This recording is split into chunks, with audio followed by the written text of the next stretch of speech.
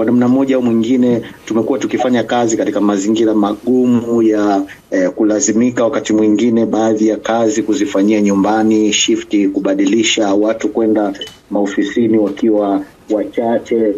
Kwa hiyo kwa namna moja au nyingine hiyo ina athari, iwe ni athari za kimaisha, athari za kikazi na nini, kwa sababu ni swala ni kwamba ni eneo ambalo usalama uko hatarini. Kwa hiyo ni eneo ambalo linakuwa ni hatarishi kimaisha. Kwa hiyo kuna baadhi ya maeneo ambayo kimsingi ndiyo yanayolengwa, au maeneo ambayo pengine Israel baada ya kufanya utafiti na nini, kuna watu maalumu, makamanda ambao inawakusudia, ndio ambao ndio maeneo ambayo yamekuwa yakilengwa zaidi. Kwa hiyo si kila sehemu tu, kwa mfano unaweza ukawa unatembea ukashtukia kwa mfano bomu limedondoka au nini. Na kama nilivyokuambia ni kwamba mataifa haya kwa upande wa teknolojia yamepiga hatua. Kwa hiyo unakuta nyakati za usiku unaweza kukuta kwa mfano ndege ya Israel imeingia inataka kushambulia, unakuta inapambana kwa mfano na yale makombora ambayo ni ya kuzuia mashambulizi. Kwa hiyo unakuta ni makabiliano yanakwenda angani, mpaka wakati mwingine kwa mfano ndege hiyo inatunguliwa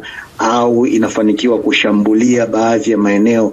Naweza nikakwambia sasa hivi kilichotukwamisha ni pengine ni msaada tu wa serikali wa kuweza kutoka katika ile eneo na kwenda katika maeneo mengine ambayo ni salama, kwa sababu hasa kwa upande wa familia na hasa kwa upande wa watoto, wanafunzi, kisaikolojia wamekuwa wanaathirika na hii hali inayoelekea sasa hivi.